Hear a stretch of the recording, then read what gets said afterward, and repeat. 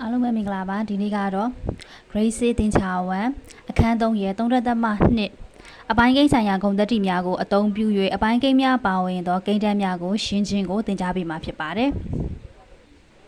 အပြည့်ကိန်းများအတွက်ပေါင်းခြင်းဆိုင်ရာဂုဏ်သတ္တိများကိုအခန်း1တွင်တွေ့ခဲ့ကြပြီးဖြစ်ပါသည်ထိုဂုဏ်သတ္တိများသည်တဲ့အပိုင်းကိန်းများအတွက်လည်းမှန်သည်အပြည့်ကိန်းတွေအတွက်ပေါင်းခြင်းဆိုင်ရာဂုဏ်သတ္တိတွေပေါင်းခြင်းနဲ့ဆိုင်တဲ့ဂုဏ်သတ္တိ3မျိုးရှိတယ်လေဘာလဲအပေါင်းဖလှယ်ရဂုဏ်သတ္တိအပေါင်းဖက်ဆက်ရဂုဏ်သတ္တိအပေါင်းထပ်တူရကိန်းဟုတ်ပြီနော်ဒါကလည်းဘယ်အတွက်လဲမှန်ကန်လဲဆိုရင်အပိုင်းကိန်းတွေအတွက်လည်းမှန်တယ်လို့ပြောထားတာ3.2.1အပေါင်းဖလှယ်ရဂုဏ်သတ္တိ A နှင့် B တို့သည်အပိုင်းကိန်းများဖြစ်လျင် A + B = B + A ဖြစ်သည်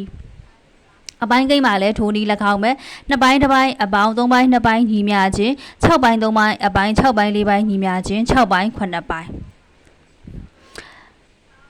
3ပိုင်း2ပိုင်းအပေါင်း2ပိုင်း1ပိုင်းညီမျှခြင်း6ပိုင်း4ပိုင်းအပိုင်း6ပိုင်း3ပိုင်းညီမျှခြင်း6ပိုင်း9ပိုင်း2ပိုင်း1ပိုင်းအပေါင်း3ပိုင်း2ပိုင်းညီမျှခြင်း3ပိုင်း2ပိုင်းအပေါင်း2ပိုင်း1ပိုင်းမနော်2ပိုင်း1ပိုင်းအပေါင်း3ပိုင်း2ပိုင်းဆရာမတို့ဘာလုပ်ပေးရမှာလဲဟုတ်တယ်နော်ပိုင်းချင်ကြည့်ပေးလိုက်တော့2ပိုင်း1ပိုင်း6ပိုင်း3ပိုင်းဖြစ်သွားပြီးတော့3ပိုင်း2ပိုင်း6ပိုင်း4ပိုင်းဖြစ်သွားတယ်ပေါင်းခြင်းကဘယ်လောက်ရလဲအဖြေ6ပိုင်း9ပိုင်း2ပိုင်း1ပိုင်းနဲ့3ပိုင်း2ပိုင်းနဲ့ကိုနေရာချိန်လိုက်မယ်နော်ရှေ့နောက်ချိန်လိုက်ပြီးတော့ပေါင်းလိုက်တဲ့အခါမှာလဲပိုင်းချင်ညှိလိုက်မယ်နော်3နဲ့2နဲ့ကိုပိုင်းချင်ညှိလိုက်တော့6ပိုင်း4ပိုင်းအပေါင်း6ပိုင်း3ပိုင်းအဖြေကဘာပဲရလဲ6ပိုင်း9ပိုင်းနှစ်ခုစလုံးရဲ့အဖြေက6ပိုင်း9ပိုင်းထို့ကြောင့်ကိန်းနှစ်ခုဘာလုံးလိုက်လဲဟုတ်တယ်ရှေ့နောက်နေရာချိန်လိုက်ပြင်မဲ့လဲအဖြေကပြောင်းလဲမှုရှိလားမရှိဘူးเนาะအပိုင်းကိန်းမှာလဲရှေ့ကအခန်းတစ်ကသင်ထားတဲ့အတိုင်းပဲ A အပေါင်း B ညီမျှခြင်း B အပေါင်း A ထို့ကြောင့်အပိုင်းကိန်းများပေါင်းခြင်းသည်ဖလှယ်ရဂုဏ်သတ္တိကိုပြေလည်ကြောင်းတွေ့ရသည်နောက်တစ်ခု3.2.2အပေါင်းဖက်ဆက်ရဂုဏ်သတ္တိ A, B နှင့် C တို့သည်အပိုင်းကိန်းများဖြစ်လျင် A အပေါင်း B အပေါင်း C ညီမျှခြင်း A အပေါင်း B အပေါင်း C ဖြစ်သည်ဥပမာ9ပိုင်း3ပိုင်းအပေါင်း4ပိုင်း9ပိုင်းအပေါင်း2ပိုင်း1ပိုင်းရှေ့ရကိန်းနှလုံးကိုအရင်ဆုံးပေါင်းမယ်ပြီးတော့မှနောက်ကိန်းနဲ့ပေါင်းမယ်ဒုတိယစာကြောင်းမှာကျတော့9ပိုင်း3ပိုင်းအပေါင်း4ပိုင်း9ပိုင်းအပေါင်း2ပိုင်း1ပိုင်းနောက်ကိန်းနှလုံးကိုအရင်ဆုံးပေါင်းတယ်ပြီးတော့မှရတဲ့အဖြေကိုရှေ့ရကိန်း9ပိုင်း3ပိုင်းနဲ့ပေါင်းမယ်ဟုတ်ပြီနော်9ပိုင်း3ပိုင်း4ပိုင်း9ပိုင်းပိုင်းချီညှိလိုက်တော့20ပိုင်း12ပိုင်းရတယ်20ပိုင်း35ပိုင်းရတယ်အနောက်မှာကဘယ်ကိန်းကျန်လဲ2ပိုင်း1ပိုင်းကျန်တော့2ပိုင်း1ပိုင်းကိုရေးလိုက်မယ်ပိုင်းချီက20 12နဲ့35နဲ့ပေါင်းတာက49ရတယ်အပေါင်းနောက်ကကျန်တဲ့ကိန်း2ပိုင်း1ပိုင်းကိုရေးလိုက်မယ်ဟုတ်ပြီပိုင်းချီညှိလိုက်တော့ပိုင်းချီက20ရဲ့ပိုင်းဝေက40နဲ့ခွန်သူက10နဲ့မြောက်တာဆိုတော့ပိုင်းဝေကိုလည်း10နဲ့မြောက်လိုက်တော့10တက်လီ10ပိုင်းချီက20 40နဲ့10နဲ့ပေါင်းခြင်း50အဖြေဘယ်လောက်ရမှာလဲ20ပိုင်း58ပိုင်းအောက်ကပေါင်းမယ်နော်ရှစ်ကိန်း9ပိုင်း3ပိုင်း5ပိုင်း3ပိုင်းပဲနောက်က4ပိုင်း9ပိုင်းနဲ့2ပိုင်း1ပိုင်းကိုပိုင်းချီညှိလိုက်မယ်ပိုင်းချီညှိလိုက်တော့ဘယ်လောက်ရမှာလဲပိုင်းချီညှိပြီးပေါင်းလိုက်တော့4ပိုင်း9ပိုင်းအပေါင်း4ပိုင်း2ပိုင်းပိုင်းချီ4ရ4ပဲ2နဲ့9နဲ့ပေါင်းခြင်း9 4ပိုင်း9ပိုင်းဒါကြောင့်ရှေ့ရကျန်တဲ့5ပိုင်း3ပိုင်းရဒီတိုင်းပဲရေးမယ်5ပိုင်း3ပိုင်းအပေါင်း4ပိုင်း9ပိုင်းပိုင်းချီညှိလိုက်တော့20ဖြစ်ဖို့အတွက်4နဲ့တွေမြောက်ပေးရတာဒီဘက်ကကျတော့9နဲ့မြောက်ပေးရတာเนาะ9လေးလီ20 3လေးလီ12 4 5လီ20 5 9လီ45ပိုင်းချီ20 12နဲ့45နဲ့ပေါင်းခြင်းအဖြေဘယ်လောက်ရလဲ50ဒါကြောင့်အပိုင်းကိန်းတွေမှာလည်းဖက်ဆက်ရဂုဏ်သတ္တိအားတူညီချောင်းတွေ့ရတယ်ထို့ကြောင့်9ပိုင်း3ပိုင်းအပေါင်း4ပိုင်း9ပိုင်းအပေါင်း2ပိုင်း1ပိုင်းညီမျှခြင်း9ပိုင်း3ပိုင်းအပေါင်း4ပိုင်း9ပိုင်းအပေါင်း2ပိုင်း1ပိုင်းထို့ကြောင့်အပိုင်းကိန်းများပေါင်းခြင်းသည်ဖက်ဆက်ရဂုဏ်သတ္တိကိုပြေလည်ကြောင်းတွေ့ရသည် A အပေါင်း B အပေါင်း C နှင့် A အပေါင်း B အပေါင်း C တို့တန်ဖိုးချင်းတူညီသည့်အတွက်ယင်းတို့ကို A အပေါင်း B အပေါင်း C ဟုလွယ်ကူစွာဖော်ပြနိုင်သည်အပိုင်းကိန်းတွေမှာတစ်ခါတည်းပေါင်းရင်လည်းပေါင်းလို့ရတယ်လို့သူကပြောထားတာเนาะဟုတ်ပြီနောက်ထပ်တစ်ခုကိုသွားရအောင်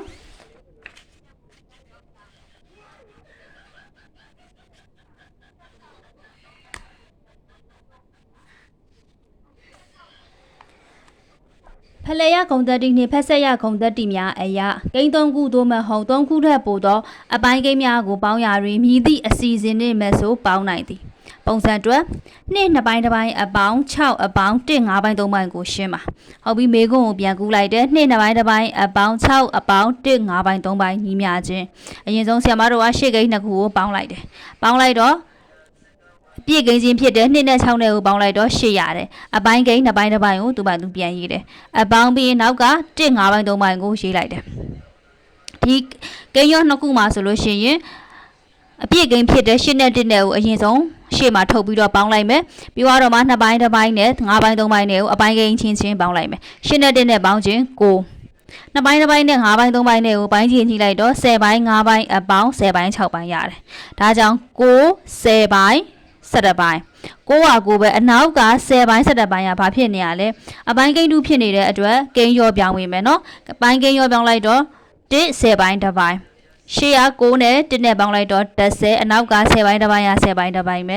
အဖြေက10 10ပိုင်းတစ်ပိုင်းနောက်တစ်ခု3ထပ်သက်မှာ2ထပ်သက်မှာ3အပေါင်းထပ်တူရခုံတတိ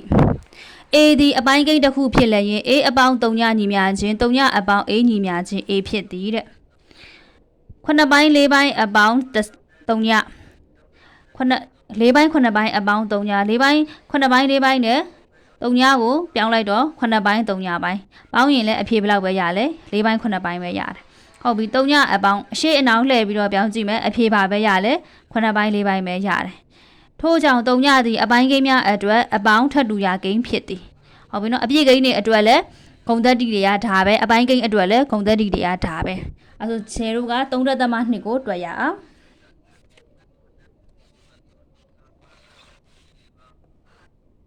3ထပ်သက်မှ2အောက်ပါတို့ကိုရှင်းပါ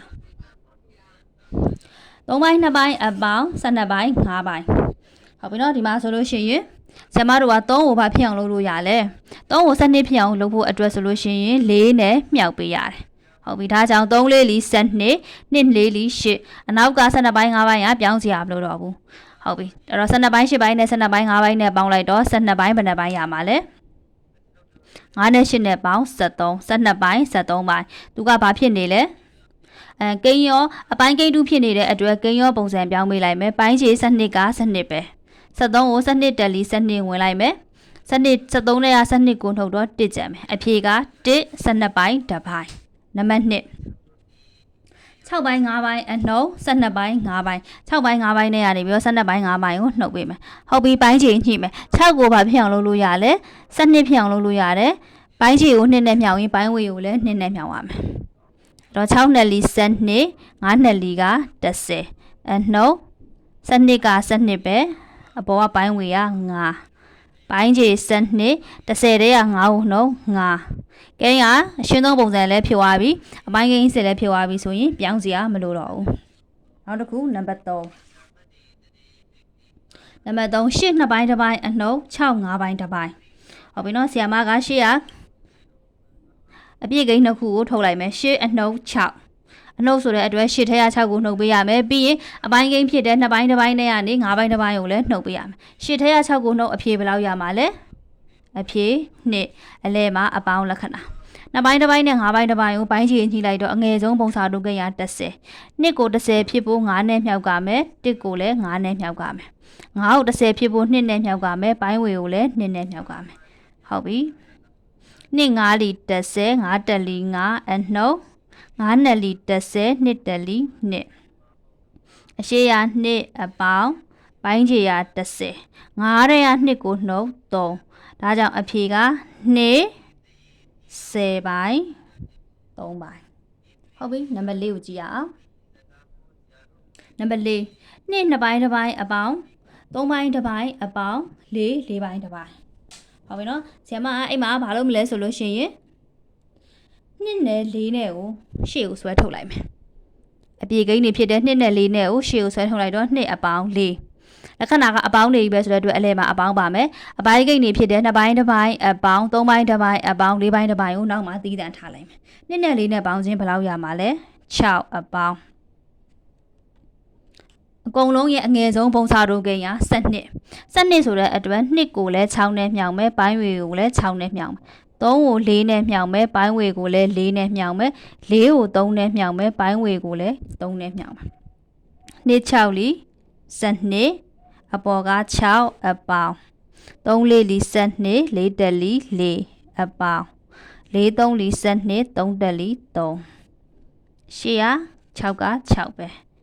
ပိုင်းကြီး12 6နဲ့4နဲ့ပေါင်း10 10နဲ့3နဲ့ပေါင်းလိုက်တော့73ဟုတ်ပြီဒီမှာကဘာဖြစ်နေတာလဲအပိုင်းကိန်းအတူကြီးဖြစ်နေတာဆိုတဲ့အတွက်ဆရာမတို့ကကိန်းရောပြောင်းမိမယ်ရှေ့က6အပေါင်းသူ့ကိုပြောင်းလိုက်တော့ဘိုင်းကြီးက12တက်လီ12 73နဲ့12ကိုနှုတ်လိုက်တော့1ဒါကြောင့်အဖြေဘယ်လောက်ရမှာလဲ6နဲ့1နဲ့ပေါင်းခြင်း9 12ပိုင်းတစ်ပိုင်းကဲဟုတ်ပါပြီ9 12ပိုင်းတစ်ပိုင်းရမယ်နော်နောက်တစ်ပုဒ်သွားရအောင်နောက်တစ်ပုဒ်နံပါတ်5နံပါတ်5လေးနည်းနည်းလိုက်ကြည့်ပေးနော်သူကနည်းနည်းလေးခဏန်းကြည့်တယ်အပြည့်ကိန်းတွေဖြစ်တဲ့10 3 4ကိုဆီယမကတီးတန်းထုတ်လိုက်တော့10အပေါင်း3အပေါင်း4အနောက်ကအပိုင်းကိန်းတွေဖြစ်တဲ့3ပိုင်း2ပိုင်း4ပိုင်း3ပိုင်း5ပိုင်း4ပိုင်းကိုတီးတန်းထုတ်လိုက်မယ်ဟုတ်ပြီအဲ့ဒီကိန်းတွေအတွက်ဆီယမတို့ကအငယ်ဆုံးပုံစတူကိန်းကိုရှာမယ်3 4 5 3 4 5ရဲ့အငယ်ဆုံးပုံစတူကိန်းကဘာလဲဆိုလို့ရှိရင်60ဖြစ်ဖို့အတွက်3ကို60ဖြစ်ဖို့အတွက်20နဲ့မြောက်ပေးရမယ်အဲ့တော့ပိုင်းဝေကိုလည်း20နဲ့မြောက်4ကို60ဖြစ်ဖို့15လေးလီ60ပိုင်းဝေကိုလည်း15နဲ့မြောက်12 5လီ60ပိုင်းဝေကိုလည်း12နဲ့မြောက်10ရဲ့3ရဲ့ပေါင်း73 73နဲ့4နဲ့ပေါင်း19အပေါင်း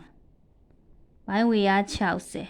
20လီ40အပေါင်း60 15 3လီ45အပေါင်း60 12 4လီ48ဟုတ်ပြီရှေ့က19ပဲအပေါင်း40ရဲ့45ရဲ့ပေါင်းလိုက်တော့ဘယ်လောက်ရမှာလဲ95ရဲ့48ရဲ့ပေါင်းလိုက်တော့58နဲ့ပေါင်း73 3ရ1မှ14 sorry နော်40နဲ့45နဲ့ပေါင်း85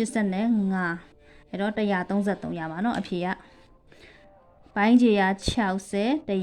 133ဟုတ်ပြီဆရာမတို့အဲ့ဒါကိုစားကြည့်မယ်133ကို60နဲ့စားလိုက်တော့60နှစ်လီ100နဲ့20 3နဲ့က3ရကိုနှုတ်3နဲ့က2ကိုနှုတ်173အရှိရ19မဲ့အပေါင်း2 60ပိုင်း73ပိုင်း19နဲ့2နဲ့ပေါင်းခြင်းကဘယ်လောက်လဲ19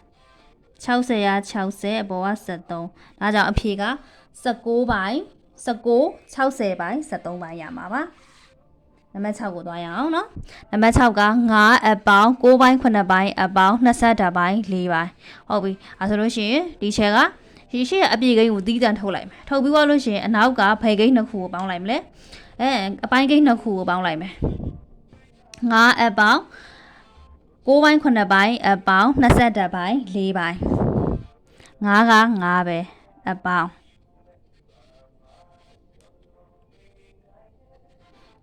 ကိုတို့နှစ်ခုကဘာလဲ63ရမယ်နော်ဆီယမကအဲ့ဒါကိုဘာသာ5ရှာပြမယ်ဘာသာ5ရှာပြလိုက်တော့9ဆိုတာက3အမြောက်3မြောက်3ဆိုတာက3နှစ်ထပ်21ဆိုတာက3ခုနှစ်လီ21ဟုတ်ပြီတို့နှစ်ခုရဲ့ငယ်ဆုံးဘုံစတိုကိန်းရှာမယ်ဘာသာ5ရှာလိုက်တော့3နှစ်ထပ်အမြောက်ခွန်3လီ9ခုနှစ်လီ63နှစ်ခုစလုံးဘယ်နေရာမှာစုံပါလဲဟုတ်တယ်အငယ်ဆုံးဘုံစတိုကိန်း63ဖြစ်တဲ့အတွက်9ကိုဘာနဲ့မြောက်ဝေးရမလဲ9နဲ့မြောက်လိုက်တော့63ပိုင်းခြေကို9နဲ့မြောက်ရင်ပိုင်းဝေကိုလည်း9နဲ့မြောက်လိုက်မယ်21ကို63ဖြစ်ဖို့အတွက်ဆိုလို့ရှိရင်3နဲ့မြောက်ပေးရမယ်ပိုင်းခြေကို3နဲ့မြောက်ရင်ပိုင်းဝေကိုလည်း3နဲ့မြောက်ကမယ်9ခုနှစ်လီ63 9ခုနှစ်လီ49အပေါင်း21 3လီ63 4 3လီ12အရှိက9က9ပဲအပေါင်း60နဲ့3 49နဲ့12နဲ့ပေါင်းလိုက်တော့9နဲ့2နဲ့ပေါင်း17 1ရေး1မှ1 2 61 63ပိုင်း61ပိုင်းအရှိက9နဲ့ပေါင်းလိုက်တော့9 63ပိုင်း61ပိုင်းနောက်တစ်ခုနံပါတ်9 1 2ပိုင်းတစ်ပိုင်းနှစ်3 4ပိုင်းတစ်ပိုင်းတို့ဤပေါင်းလက်သည်တစ်ထက်မြည်မြကြီးတန်နေတဲ့ဒီမှာကမေခွန်း2ခုပေးထားတယ်နော်ပေါင်းလက်သည်တစ်ထက်မြည်မြကြီးတန်နေမေခွန်း2ခုအဲ့တော့ပေါင်းလက်သည်ဆိုတဲ့အတွက်ဆီယမတို့ကဒီအပိုင်းကိန်း2ခုကိုပေါင်းပေးလိုက်မယ်ဒါကိုခဏနောက်မှစဉ်းစားမယ်နော်1 3ပိုင်း2ပိုင်းအပေါင်း3 4ပိုင်းတစ်ပိုင်းညီမြချင်းအပြည့်ကိန်းဖြစ်တဲ့1နဲ့3နဲ့ကိုဘာလုပ်လိုက်မလဲဟုတ်တယ်ရှေ့မှာထုတ်ပြီးတော့ပေါင်းလိုက်မယ်အနောက်ကအပိုင်းကိန်းဖြစ်တဲ့3ပိုင်း2ပိုင်းနဲ့4ပိုင်းတစ်ပိုင်းကိုသီးသန့်ပေါင်းလိုက်မယ်ပိုင်းချင်းညှိလိုက်တော့အငယ်ဆုံးပုံစံတို့ကိန်းက12ဖြစ်တဲ့အတွက်3ကို12ဖြစ်ဖို့4နဲ့မြောက်မယ်4ကို12ဖြစ်ဖို့အတွက်3နဲ့မြောက်ပေးမယ်ရှေ့ကအပြည့်ကိန်းပေါင်းခြင်း4ရတဲ့အပေါင်း3 4လီ12 4 2လီ8အပေါင်း4 3လီ12 2တက်3တက်လီ3 4အပေါင်း12က12 8နဲ့3နဲ့ပေါင်းလိုက်တော့17ဒါဆိုရင်အဖြေက4 12ပိုင်း17ပိုင်းပြီးပြီလားမပြီးသေးဘူးเนาะတစ်ထက်မြည်မြကြီးတဲ့နီးတဲ့တစ်ထက်ဘယ်လောက်ကြီးတာလဲသိကျင်တယ်ဆိုလို့ရှိရင်ခုနချေလို့ရတဲ့အဖြေတွေကနေပြီးတော့ဘာလုပ်ပေးရမလဲဆိုလို့ရှိရင်ရတဲ့အဖြေတွေကနေပြီးတော့တစ်ကိုနှုတ်ပေးလိုက်ရမယ်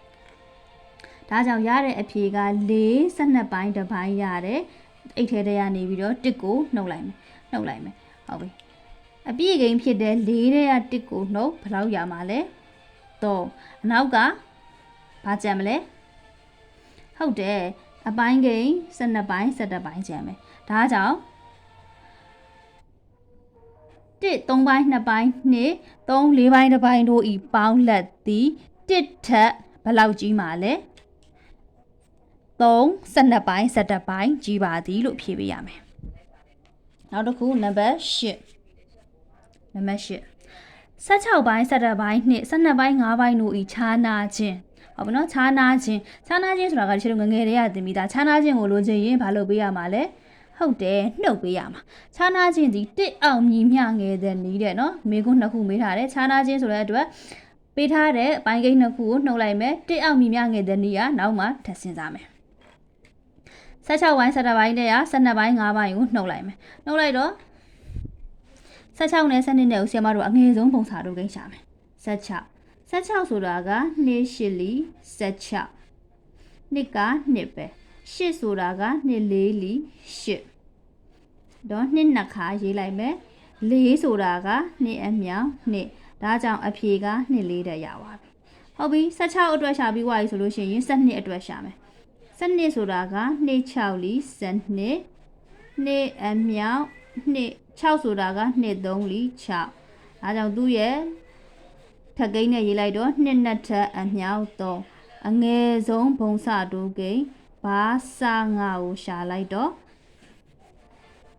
ဘာကိုယူရမလဲ2 4ထပ်အမြောင်3 2 4ထပ်ဆိုတာက16အမြောင်3က3ပဲတော့မှ3 6လီ18 8ရေး1မှ3တက်လီ3 48သူတို့ရဲ့အငယ်ဆုံးပုံစာတို့ကိန်းက48ဒါကြောင့်16ကိုလည်း48ဖြစ်အောင်လုပ်ရမယ်12ကိုလည်း48ဖြစ်အောင်လုပ်ရမယ်16ကို48ဖြစ်ဖို့16 3လီ48ပိုင်းခြေကို3နဲ့မြောက်ရင်ပိုင်းဝေကိုလည်း3နဲ့မြောက်ကမယ်12ကို48ဖြစ်ဖို့12 4လီ48ပိုင်းခြေကို4နဲ့မြောက်ရင်ပိုင်းဝေကိုလည်း4နဲ့မြောက်ကမယ်16 3လီ48 17 3လီ33အနှုတ်12 4လီ48 5 4လီ20 48ထဲက48ပိုင်းခြေက48 33နဲ့20ကိုနှုတ်ခုကနန်း3နဲ့3ကိုနှုတ်3နဲ့2ကိုနှုတ်1 73ဟုတ်ပြီတစ်အောင်ညီမြငယ်တဲ့နီးတစ်ထက်ငယ်တာဆိုတော့အတွက်ဆီယမတို့ကဘာလုပ်ပေးရမလဲဆိုလို့ရှိရင်တစ်အနှုတ်ချေလို့ရတဲ့အဖြေတစ်အောင်ငယ်မှာဆိုတဲ့အတွက်တစ်ထဲကနှုတ်ပေးရမှာနော်တစ်အနှုတ်ခုနရတဲ့ပိုင်းကိန်းကဘယ်လောက်လဲ48ပိုင်း73ပိုင်းဟုတ်ပြီတစ်ကိုဆရာမတို့ကအပိုင်းကိန်း48ဖြစ်အောင်လုပ်လိုက်မှာဆိုတာအတွက်တစ်ဆိုတာက48ပိုင်းအနှုတ်48ပိုင်း73ပိုင်းတော့48ခုကိန်း8ထဲက3နှုတ်5 4ထဲက1နှုတ်3အဖြေဘယ်လောက်ရလဲ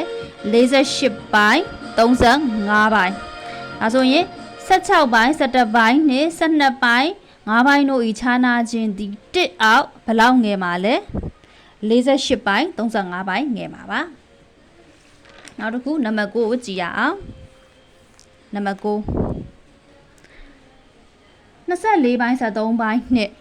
18ပိုင်း32ပိုင်း18ပိုင်းတို့တွင်မြည်သည့်အပိုင်းကိန်းကကြီးသည်နီညီမျှပိုကြီးသည်နီအပိုင်းကိန်းနှစ်ခုကိုနှိုင်းရှင်ပါအပိုင်းကိန်းနှစ်ခုနှိုင်းရှင်ပါဆိုတဲ့အတွက်ဆီယမကအပိုင်းကိန်းနှစ်ခုကိုရေးလိုက်မယ်နော်24သူပေးထားတယ်73နဲ့32 second အဲ့ဒီနှစ်ခုကိုနှိုင်းရှင်မယ်ဟုတ်တယ်နှိုင်းရှင်မှုအတွက်ဆိုလို့ရှိရင်ဆီယမက24နဲ့32တို့ရဲ့အငယ်ဆုံးပုံစံတူကိန်းကိုရှာလိုက်မယ်24ကိုအငယ်ဆုံးပုံစံတူကိန်းရှာဖို့အတွက်သုဒ္ဓစာဝယ်ကိန်းနည်းနဲ့ခွဲမယ်24လီ24နှစ်အမြောက်12ဆိုတာကနှစ်6လီ12နှစ်အမြောက်နှစ်အမြောက်6ဆိုတာကနှစ်3လီ6ထပ်ကိန်းနဲ့ရေးလိုက်ရင်နှစ်3ဓာတ်အမြောက်3 32ကိုရှာမယ်နှစ်အမြောက်16နှစ်အမြောက်ရှေ့မှာကဆရာမတို့ရှာပြီးသား16ဆိုတာကနှစ်ဘယ်နဲ့ထက်နဲ့တူတူပဲလေဟုတ်တယ်နှစ်4တဲ့နဲ့တူတူပဲဒါကြောင့်သူရဘာလဲဘာရမှာလဲအငယ်ဆုံးဘာစာငါအငယ်ဆုံးပုံစတို့ကိန်းကသူကနှစ်5တဲ့နဲ့တူတူပဲเนาะ sorry နှစ်တဲ့ထက်နဲ့နှစ်4တဲ့နဲ့ဆိုတာနှစ်5တဲ့တူတူပဲဆိုတော့သူကနှစ်5တဲ့ကိုယူမယ်နှစ်5တဲ့အမြောက်3ယူမယ်နှစ်5တဲ့ဆိုတာက30နဲ့နှစ်32အမြောက်3 3နှစ်လီ6 3လီ9ဟုတ်ပြီဒါဆိုရင်24နဲ့32ရဲ့အငယ်ဆုံးပုံစံတုပ်ကိန်းရဘယ်လောက်လဲဟုတ်တယ်66ရမှာ24ကို66ရဖို့အတွက်ဆိုရင်လေးတက်လီလေးနဲ့လီရှည်လေး3လီစက်နှစ်24လေးလီ32က66ရဖို့အတွက်ဆိုလို့ရှိရင်နှစ်တလီနှစ်နဲ့လီနှစ်3လီ6ဆိုတော့32 3လီဟုတ်ပြီဟုတ်ကြည့်မယ်နော်လေးလီ16 6ရေး1မဲ့4နဲ့လီ8 96 4 3လီ7နဲ့2ရေး1မဲ့4တက်လီ4 5 52ဟုတ်ပြီနော်နှစ်3လီ6 3လီ9 96 3ခုနှစ်လီ21 1ရေး2မဲ့3တက်လီ3 5 51 96ပိုင်း52ပိုင်းနှစ်96ပိုင်း52ပိုင်းဘယ်သူကပိုကြီးမှာလဲ50ဒီမှာကပိုကြီးတာဆိုတဲ့အတွက်သူ့ရဲ့မူလအပိုင်းကိန်းရပါလဲ24ပိုင်း73ပိုင်းဒါဆိုလို့ရှိရင်ဆီယာမလူမျိုးရေးလိုက်မယ်24ပိုင်း73ပိုင်းကပိုကြီးပါသည်ဟုတ်ပြီမိကုန်းတစ်ခုပြီးသွားပြီမိဒီကပိုကြီးတဲ့နေ့ဆိုတော့ပြီးသွားပြီညီမျှပိုကြီးတဲ့နေ့ညီမျှပိုကြီးတာကိုလိုချင်တယ်ဆိုလို့ရှိရင်ဆီယမတို့ကနှုတ်ပေးရမယ်96ပိုင်း52ပိုင်းအနှုတ်96ပိုင်း52ပိုင်းအဲ့တော့ဘယ်လောက်ရမှာလဲ96ပိုင်းတစ်ပိုင်းအဲ့တော့ဘယ်လောက်ပိုကြီးတာလဲဟုတ်တယ်နော်96ပိုင်းတစ်ပိုင်းပိုကြီးတယ်အဖြေလေးကိုပြန်ရေးလိုက်မယ်24ပိုင်း73ပိုင်းဒီ32ပိုင်း19ပိုင်းထက်96ပိုင်းတစ်ပိုင်းပိုကြီးပါသည်နောက်ထပ်တစ်ခုကတော့10နံပါတ်10အပိုင်းကိန်း3ခုပေါင်းလက်သည်2ပိုင်းတစ်ပိုင်း4ပိုင်းတစ်ပိုင်းဖြစ်၏ပထမကိန်းသည်1ဒုတိယကိန်းသည်2ပိုင်းတစ်ပိုင်းဖြစ်လျင်တတိယကိန်းကိုရှာပါဟုတ်ပြီနော်ပထမကိန်းဒုတိယကိန်းတတိယကိန်း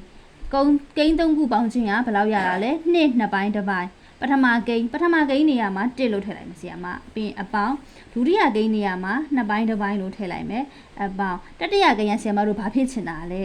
ဟုတ်တယ်သိချင်တာလိုချင်တဲ့ကိန်းဒါဆိုလို့ရှိရင်တတိယကိန်းရတတိယကိန်းလို့ပဲရေးလိုက်မယ်ပြီးရင်ဘာလုပ်မှာလဲ4ပိုင်းတစ်ပိုင်း1နဲ့2ပိုင်းတစ်ပိုင်းနဲ့ပေါင်းလိုက်လို့ရှိရင်ဘယ်လောက်ရမှာလဲ1 2ပိုင်းတစ်ပိုင်းအပေါင်းတတိယကိန်းညီမြခြင်း2 4ပိုင်းတစ်ပိုင်းဆရာမတို့ကတတိယဂိမ်းကိုလိုချင်တယ်ဆိုလို့ရှိရင်2 2ပိုင်း2ပိုင်းနဲ့ရပြီးတော့1 2ပိုင်း1ပိုင်းကိုဘာလုပ်ပေးလိုက်မလဲဟုတ်တယ်နှုတ်ပေးလိုက်မယ်နော်ဒါကြောင့်တတိယဂိမ်းကိုလိုချင်ရင်2 4ပိုင်း1ပိုင်းအနှုတ်1 2ပိုင်း1ပိုင်း2အနှုတ်1အပေါင်း4ပိုင်း1ပိုင်းအနှုတ်2ပိုင်း1ပိုင်းနှုတ်လိုက်တော့1ရမယ်အပေါင်းညှိလိုက်တော့